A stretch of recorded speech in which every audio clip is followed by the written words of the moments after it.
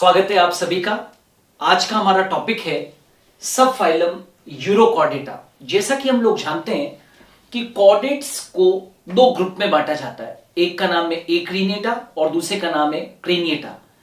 तो ग्रुप एक्रीनिएटा जिनमें की क्रेनियम नहीं होती है उनको दो सब फाइलम में बांटा जाता है, एक है सब फाइलम यूरोकॉर्डेटा और दूसरा है सब फाइलम सिफेलोकॉर्डेटा। हमारा आज का जो वीडियो बेस्ड है वो सब फाइलम यूरोकॉर्डेटा के ऊपर है। देखिए, सबसे पहले यूरोकॉर्डेट्स जो होते हैं वो सब कहां पर पाए जाते हैं? मैराइन वाटर के अंदर पाए जाते हैं, समुद्री जल के अंदर पाए जाते हैं।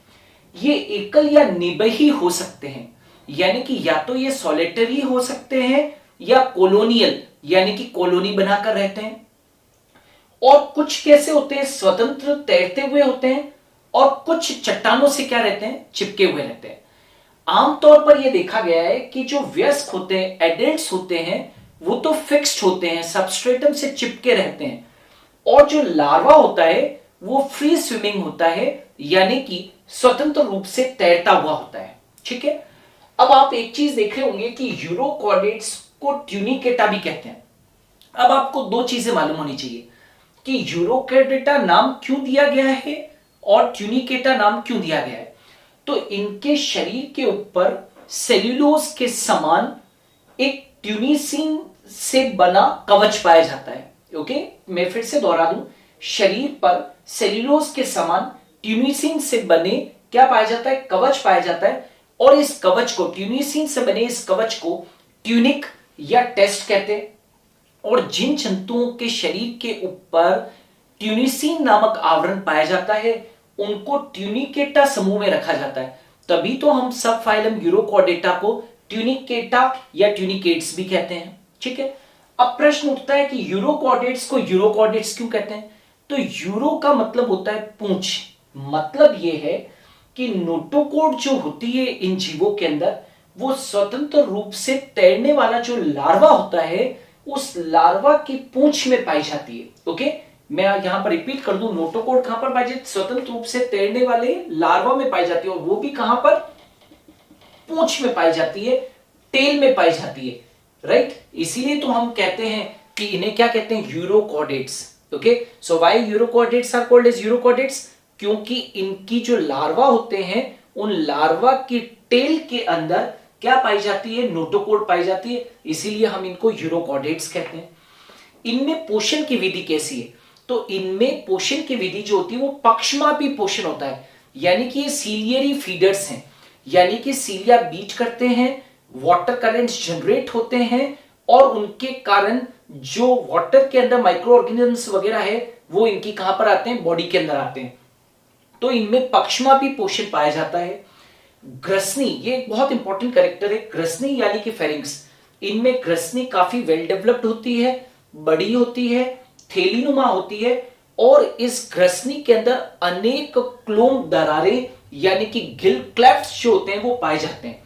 और इस ग्रसनी की विशेषता है कि इसमें दो क्षेत्र पाए जाते हैं, एक तो एट्रियल क्षेत्र होता है और दूसरा ब्रैंकियल क्षेत्र होता है। ओके, और याद रखें कि इन प्राणियों के एडल्ट में एक ही कॉर्डेट्स पाया जाता है। आप कुछ ही देर के अंदर देखोगे कि इनके अंदर लार्वावस्था ज्यादा विकसित होती है, और लार्वा जब एडल्ट में बदलता है तो बहुत सारे कैरेक्टर्स जो होते हैं वो लॉस्ट हो जाते हैं। मतलब लार्वा ज्यादा एडवांस्ड है तो सारे कॉर्डेट कैरेक्टर जो है वो लार्वा के अंदर पाए जाते हैं। ओके, लेकिन एडल्ट के अंदर कुछ कैरेक्टर मिसिंग होते हैं, तो केवल एडल्ट के अंदर एक ही कॉर्डेट कैरेक्टर पाया जाता है, और वो है फेरेंशियल गिल क्लेफ्ट्स यानी कि ग्रसनी क्लोम दरारें।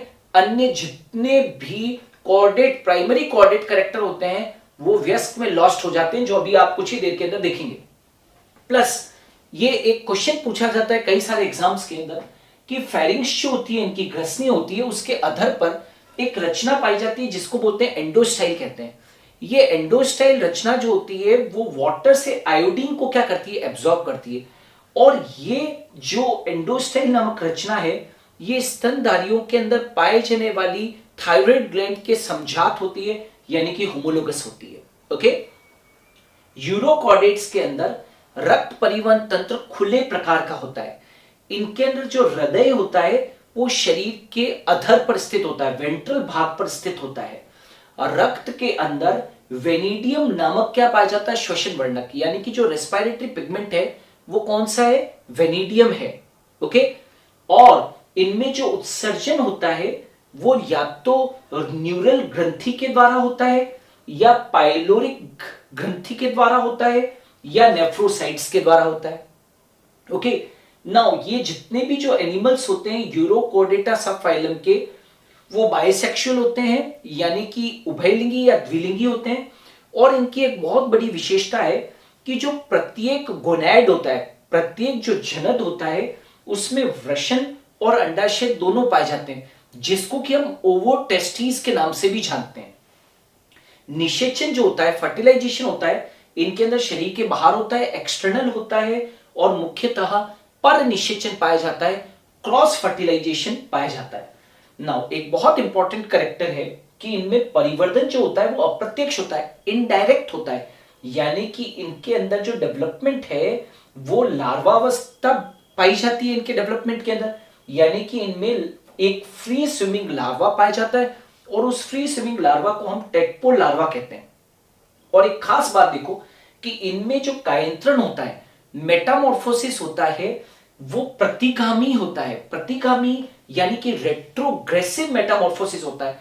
रेट्रोग्रेसिव मेटामॉर्फोसिस में क्या होता है, नॉर्मली मेटामॉर्फोसिस के अंदर जो है वो लार्वा से ज्यादा एडवांस कौन होता है, एडल्ट होता है, लेकिन यहां उल्टा है, यहां पर प्रोग्रेसिव मेटामॉर्फोसिस नहीं हुआ है, रेट्रोग्रेसिव मेटामॉर्फोसिस हुआ है। मतलब कि एक पूर्ण विकसित लार्वा कम विकसित वयस्क में क्या हो जाता है, परिवर्तित।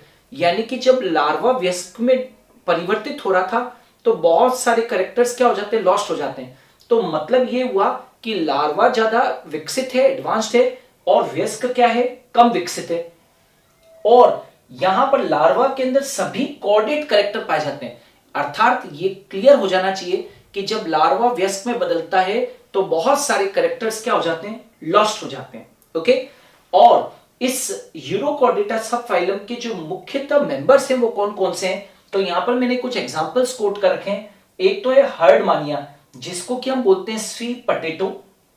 पाइरोसोमा, पाइरोसोमा क्या है, ये जैव प्रतिदीप्त प्राणी है, यानी कि बायोल्यूमिनिसेंट ऑर्गेनिज्म है।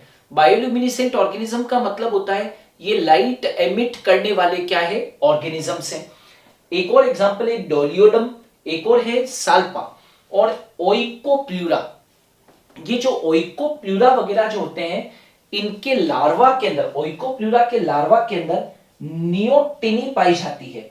नियोटिनी का मतलब होता है चिर भ्रूणीयता का पाया जाना। ये बहुत बहुत इंपॉर्टेंट है कि यहां पर इनके अंदर नियोटिनी पाई जाती है, चिर भ्रूणीयता पाई जाती है। मतलब चिर भ्रूणीयता का मतलब होता है लार्वा के अंदर ही जनन क्या हो जाता है, प्रारंभ हो जाता है। लार्वा के अंदर ही जनन जब प्रारंभ हो जाए तो उसको बोलते हैं चिर भ्रूणीयता, या जिसको कि क्या बोलते हैं, नियोटिनी कहते हैं। ओके, तो एग्जामिनेशन पॉइंट ऑफ व्यू से ये सब फाइलम यूरोकॉर्डेटा के जो कैरेक्टर्स हैं वो बहुत बहुत महत्वपूर्ण है।